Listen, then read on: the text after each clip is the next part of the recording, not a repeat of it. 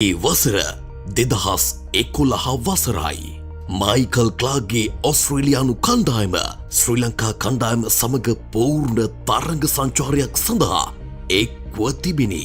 එවකට එක් දින ලෝක අනුශූරයන් වූ ශ්‍රී ලංකා කණ්ඩායම තරඟ පහකින් සමන්විත වූ එක් දින තරඟාවලියේ පළමු තරඟ දෙකම පරාජයට පත් වෙන්නේ තරඟාවලි පරාජයක අවදානමක් සහිතවය.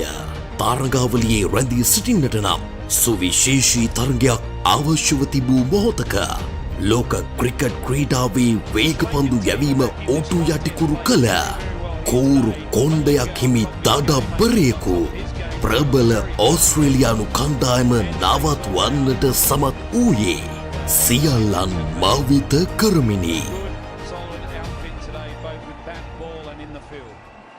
ගෙදරට වෙලා ෆෝන් ඔබව ඉන්න එක ඇති වෙලාද? සෙල්ලම් කරන්න යන්න කවුරුවත් නැද්ද? එහෙනම් මෙන්න ඔයාට තනියෙන් පුහුණු වෙන්න self cricket practice tool kit එක. මේකෙන් ඔයාට ගෙදරට වෙලා කුඩා ඉඩ ප්‍රමාණයක උනත් පහසුවෙන් ක්‍රිකට් පුහුණු වීම කරන්න පුළුවන්. මිල වෙන්නේ රුපියල් 2500ක් විතරයි. ටෙනිස් බෝල් 3කුත් නොමිලේ. වැඩි විස්තර සඳහා showfacilon.lk අපගේ වෙබ් අඩවියෙන් හෝ මේ පෙන්වන දුරකථන අංකයට දැන්ම ඇමතුමක් දෙන්න. 2011 අගෝස්තු 16 වෙනිදා සූරියවැව අන්තර්ජාතික ක්‍රිකට් පිටියේ කාසියේ වාසිය දිනු ඔස්ට්‍රේලියානු නායකයා පළමුව පන්දු යවන්නට තෝරා ගත්තේ ඒ වන විටත් ලකුණු හඹා ගොස් තරඟ දෙකක්ම ජයගෙන තිබූ නිසායි. ශ්‍රී ලංකා ඉනිම ආරම්භ කළේ ඔපුල් තරඟ සහ ශ්‍රී ලංකා නායක තිලකරත්න දිල්ෂාන් විසින්. පළමු පන්දුවම හතරේ සීමාවට යවමින් පෙර තරඟ දෙකේම අසාර්ථක වූ ආරම්භක සම්බන්ධතාවය සාර්ථක කරගත් පිටිකරුවන් දෙදෙනා ඕස්ට්‍රේලියානු වේගපන්දු යවන්නන් ඉදිරියේ හොඳින් පිත්ත හසුරවන්නට වුණා. පළමු පන්දුවාර 10 තුලදී ප්‍රතිවාදීන්ට කිසිදු කඩුල්ලක් ලබා නොදී ලකුණු 47ක් ලකුණු පුවරුවට ඔවුන් එක් කර තිබුණා.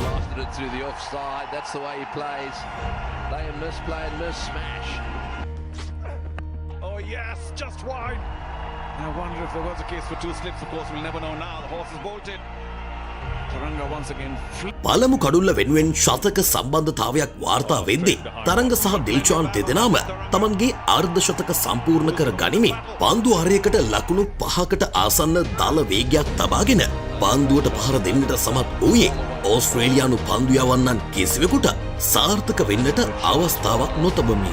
තරගයේ ශ්‍රී ලංකා ඉනිමෙන් හරි අඩක් ගතවන විට ශ්‍රී ලංකා ඉනිම පන්දුවාර 25ක් අවසානයේ කිසිවෙකුත් නොදැවී ලකුණු 139ක් ලබා තිබුණේ දෑවැන්ත ඉනිමකට අවශ්‍ය හොඳ අඩිතාලමක් තබමි.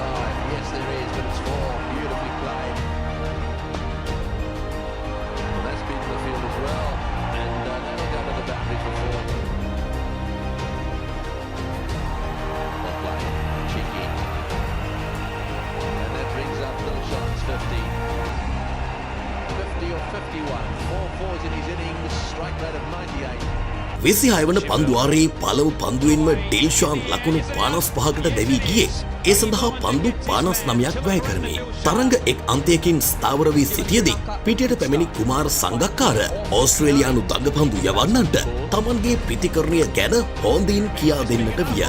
දෙවන කඩුල්ල සඳහා ලකුණු 50ක් එක්කල තරඟ සහ සංගා එයින් පසු ලකුණු ලබා ගැනීමේ වේගය තව දුරටත් වැඩි කරන්නට විය.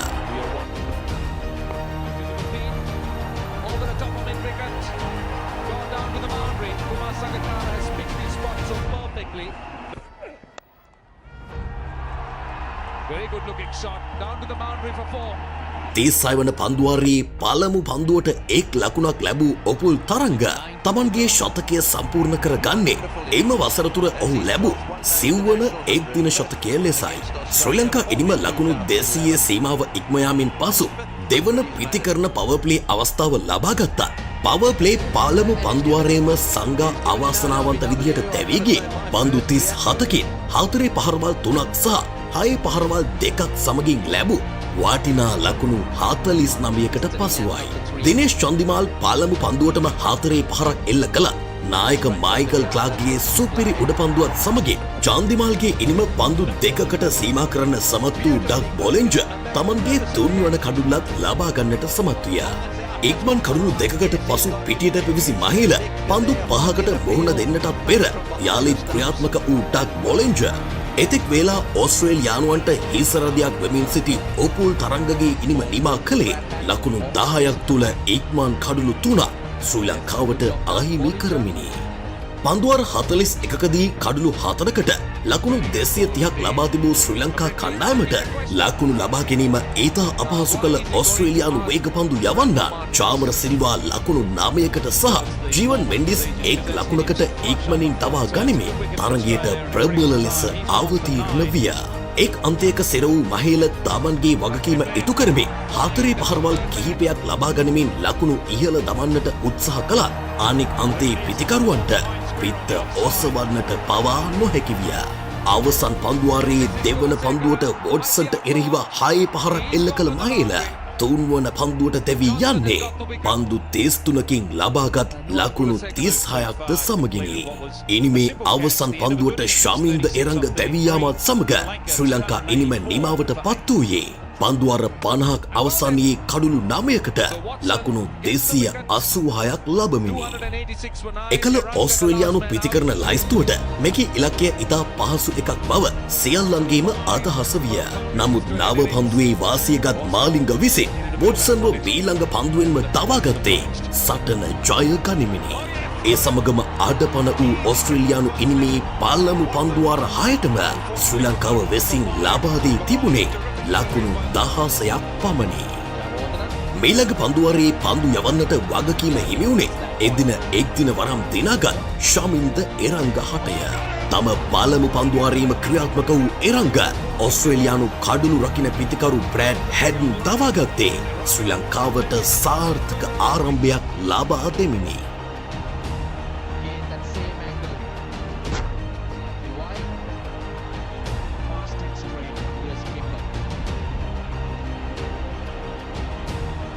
නමුත් නායක මයිකල් ක්ලාක් සමග එක් වූ සුපිරි පිතිකරු රිකි පොන්ටේ ශ්‍රී ලංකා කණ්ඩායමට එරෙහිව හතරේ පහරවල් කිහිපයක් ලබමින් පීඩනය ලිහිල් කරන්නට විය.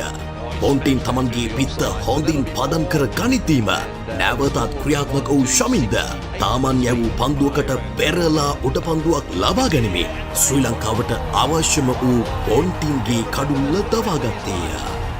ලකුණු 22ක් ලබා සිටි පොන්ටින් දැවී යන විට ඕස්ට්‍රේලියානු ඉනිම පන්දුවාර 12කදී කඩුළු 3කට ලකුණු 52ක් වී තිබූ අතර පිටියේ රැඳී සිටි නායක මයිකල් ක්ලාක් සමග එක්ව 4 වන කඩුල්ලට එක් වූයේ මිස්ටර් ක්‍රිකට් නමින් හඳුන්වන මයික් හසීය. සෙමින් සම්බන්ධතාවය ඇරඹූ පිතිකරුවන් දෙදෙනා දෙකු ඉනිමකට අඩිතාලම සකසන්නට විය. ශ්‍රී ලංකා දඟපන්දු යවන්නන් හමුවේ තම කඩුල්ල ආරක්ෂා කර ගනිමින් 4 වන කඩුල්ලේ සම්බන්ධතාවය ලකුණු 50 ඉක්මවන්නට සමත් වූ ඕස්ට්‍රේලියානු පිතිකරුවන් යුගලය ඕස්ට්‍රේලියානු කණ්ඩායම තරගයේ රඳවා ගන්න සමත් විය. ඉක්මනින් කඩුල්ලක් අවශ්‍ය බවට වැටහුණු විගසින් ඩිල්ෂාන් විසින් තමන්ගේ හොඳම පන්දු යවන්නාට පන්දුව බාර දෙන්නේ ඕස්ට්‍රේලියානු ඉනිමේ ලකුණු 123 දීය. මාලිංගගේ වේගය අදාළ වූ කාවාකාර ස්ලිංගා පන්දුවකට හසු වූ ආවාසනාවන්ත ලෙස හසු වූ මයිකල් ක්ලාක් මේඩෝන්හි පන්දු රකිමින් සිටි මහේල අතට උඩ පන්දුවක් ලබා දෙන්නේ ඕස්ට්‍රේලියානු 4 වන කඩුල්ල වාර්තා කරමිනි. පන්දු 67කින් ලකුණු 46ක් ලබා මයිකල් ක්ලාක් දැවී යන්නේ මාලිංගට දෙවන කඩුල්ලක් හිමි කර දෙමිනි. ලාත අවස්ථාවෙන් උපරිම ප්‍රයෝජනයක ඩිල්ෂාන් පිටියේ පන්දු රකින්නන් භාවිතා කරමින් පීඩනය දැඩි කරමින් ලබා ගත යුතු දල ලකුණු ලබා ගැනීමේ වේගය ඉහළ නංවන්නට විය. ආජොන්ත මෙන්ඩිස්ගේ ගෝග්ලි පන්දුවකට හසු වූ ඩේවිඩ් හසීට ලකුණු 8කට තමන්ගේ ඉනිම නිමා කරන්න සිදුවිය. නමුත් එකල මැද පෙළ පිතිකරු ස්ටීව් ස්මිත් එක් අන්තයක තබාගත් මයික් හසී ඉතා වටිනා අර්ධ ශතකයක් සම්පූර්ණ කර ගනිමින් ඕස්ට්‍රේලියානු බලාපොරොත්තු තරගයේ රඳවන්න සමත් විය. නමුත් ඉහළ යන ලබාගත යුතු ලකුණු වේගය ලබා ගන්නට තරම් පිතිකරණය ශක්තිමත් නොමැති බව හොඳින්ම දකින්නට ලැබිනි. ඉක්මන් ලකුණක් ලබා ගැනීමට උත්සාහ කළ ස්ටීව් ස්මිත් දුවද්දී දැවියාමකට හසුවන්නේ මයිකල් හසීගේ හුදකලා එනීමට සහාය දක්වන්නට සිටි අවසාන නාම්දරු ප්‍රතිකරුවාද ආයිලි කරමිනි.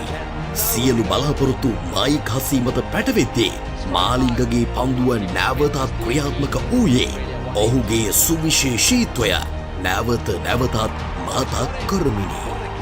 මයික් හසීගේ ඉනිම පන්දු 76කදී 4-5ක් සමග වාර්තා වූ ලකුණු 63කට සීමා වෙද්දී ඕස්ට්‍රේලියානු ඉනිම ලකුණු 186කට කඩුළු 7ක් ලෙස දැක්වුණේ පන්දුවාර 10ක් තුල ලකුණු 100ක ඉලක්කයක් ඉතිරි කරමිනි. තරගයේ ඊටම වැදගත්ම කඩුළු 3 දවාගත් මාලිංග තාමන්ගේ යුතුයකම් ඉටු කරද්දී කුලසේකර ඉනිමේ 8 වන කඩුල්ල ලෙස ජොන්සන්ව දවා ගනිමින් ශ්‍රී ලංකාව ජයග්‍රහණයට පියවරක් ආසන්න කරවීය. නමුත් මාලිංගගේ වික්‍රමය අවසන් නැත. තාමන්ටම ආවේනික වේගය අටාල කළ පන්දුවක් ෂේවිය ඩෝටර්ගේ කඩුල්ල සිප ගනිද්දී මාලිංග නමින් කඩුළු 4කි. එයින් පන්දුවාර 2කට පසුව කාවාකාරව වේගවත් යෝකර් පන්දුවක් ඕස්ට්‍රේලියානු අවසන් පිතිකරු වූ ඩග් බෝලින්ජගේ පිත්ත පසු කරද්දී මැද ඉන්න බිමට පතිත වන්නේ ශ්‍රී ලංකා කණ්ඩායමේ ජයග්‍රහණය තහවුරු කරමිනි. පන්දුවාර 44යි පන්දු දෙකකදී ඕස්ට්‍රේලියානු කණ්ඩායමේ පිතිකරුවන් ලකුණු 204කට සියලුම දෙනා දැවී යද්දී ශ්‍රී ලංකා කණ්ඩායමට ලකුණු 78ක සුවිශේෂී ජයක් හිමිවිය.